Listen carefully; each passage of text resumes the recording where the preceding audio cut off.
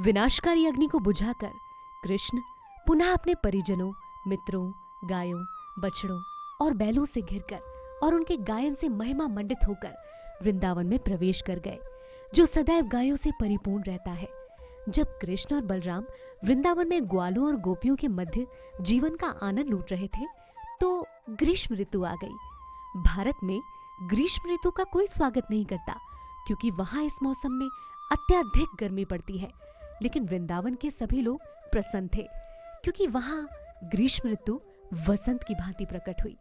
ऐसा कृष्ण और बलराम के वहां रहने के कारण हो सका, क्योंकि वो दोनों ब्रह्मा और शिव के नियामक हैं।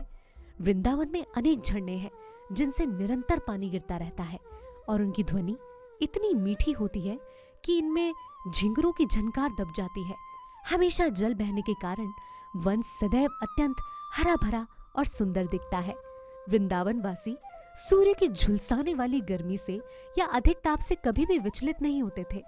वृंदावन की झीलें हरी घास से घिरी रहती हैं, और उनमें कल्हार, कंज और उत्पल जैसे नाना प्रकार के कमल पुष्प खिलते रहते हैं।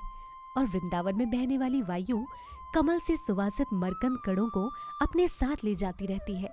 जब यमुना की तरंगों, झीलों और झरनों के जलकण वृंदावन वासियों के शरीर को स्पर्श करते थे, तो उन्हें शीतलता का अनुभव होता था। इसलिए वो ग्रीष्म ऋतु के द्वारा तनिक भी विचलित नहीं होते थे। वृंदावन सुरम्य स्थल है। यहाँ सदैव फूल खिलते रहते हैं। यहाँ अनेक प्रकार के अलंकृत हिरण भी रहते हैं। अतः आनंदगन कृष्ण बंसी बजाते अपने बड़े भाई बलराम और अन्य ग्वाल बालों और गायों को साथ लिए वृंदावन के सुंदर वन में वातावरण का आनंद लेने के लिए आए। वो वृक्षों के नव किसलियों के बीच गए, जिनके पुष्प मोरपंख जैसे थे। उन्होंने इन पुष्पों की माला पहनी और केसर रज से विभूषित हुए। कभी वो नाचते और गाते, तो कभी वो एक दूसरे से कुश्ती लड़ते।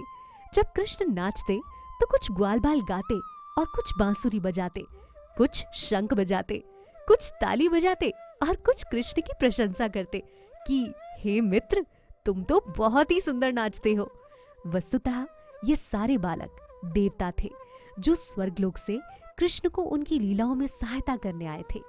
ये देवता ग्वाल बालों के वेश में कृष्ण को नाचने में प्रोत्साहन दे रहे थे।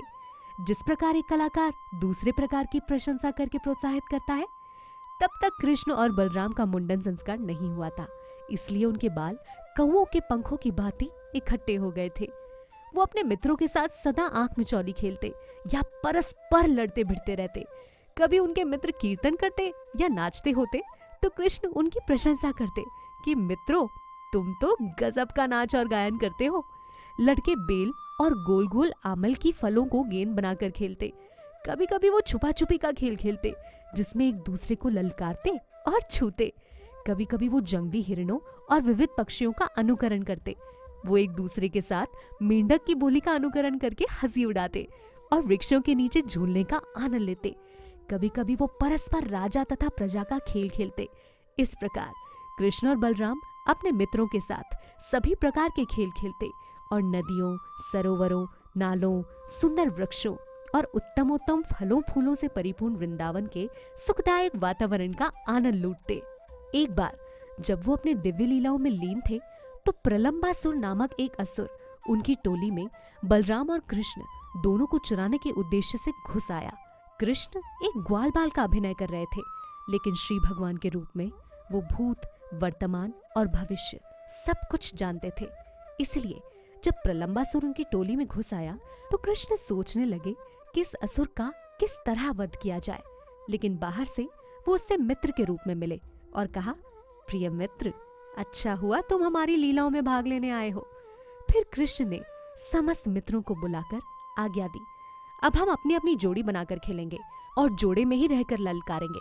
इस प्रस्ताव के साथ ही सारे बालक एकत्र हो गए। कुछ बलराम की पाली में हो गए और कुछ कृष्ण की पाली में, और अपनी अपनी जोड़ियों के साथ खेलने लगे। इसमें हारे हुए खिलाड़ी को अपनी पीठ पर विजयी खिलाड़ी को चढ़ाना होता था। जिस प्रकार घोड़ा अपने मालिक को चढ़ाता है, वो खेलने लगे और भांडेर वन से होकर जाते समय साथ साथ गाय चराते रहे। श्री दामा और वृषभ सहित बलराम की टोली विजय हुई। इसलिए श्री कृष्ण की टोली को इन सभी को अपनी पीठ पर बैठाकर भांडेर वन से होकर जाना पड़ा। भगवान कृष्ण ने हारने के कारण श्रीदामा को अपनी पीठ पर चढ़ाया और भद्रसेन ने ऋषभ को। इस खेल का अनुकरण करते हुए ग्वालबाल के रूप में आए प्रलंबासुर ने बलराम को अपनी पीठ पर चढ़ा लिया। प्रलंबासुर असुरों में सबसे अधिक महत्वपूर्ण था और उसने अनुमान लगा लिया था कि ग्वालबालों में कृष्ण ही सर्वाधिक शक्तिमान है।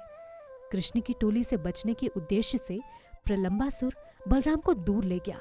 निसंदेह यह असुर अत्यंत बलवान था, लेकिन वो तो बलराम का पर्वत के तुल्य भार लिए जा रहा था, इसलिए वो उनके भार से थकने लगा और उसने अपना असली रूप धारण कर लिया।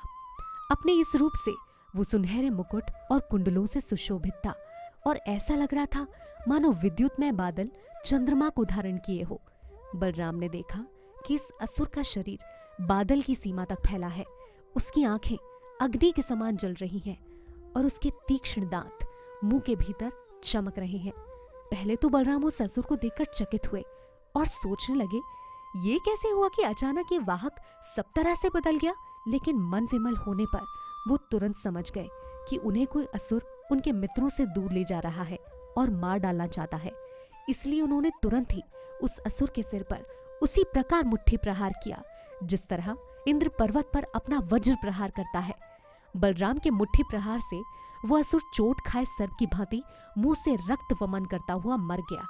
जब असुर गिरा तो उसने भीषण गर्जना की, मानो इंद्र के वज्र प्रहार से विशाल पर्वत गिरा हो। तब सारे बालक उस स्थान की ओर झपटे। इस भयानक दृश्य को देखकर वो बलराम की प्रशंसा करने लगे। फिर ये सोचकर कि बलराम मृत्यु से उभरे हैं, वे उन सबका अत्यंत स्नेहपूर्वक आलिंगन करने लगे और अपनी अपनी बधाइयां और आशीष देने लगे। स्वर्गलोक के सारे देवता अत्यंत प्रसन्न हुए और उन्होंने बलराम के दिव्य शरीर पर पुष्प वर्षा की। इस महाअसुर प्रलंबासुर को मारने के लिए उन्हें आशीष और बधाइयां भी दी। अगले एपिसोड में हम जानेंगे दावानल पान कथा के बारे में। हरे कृष्णा।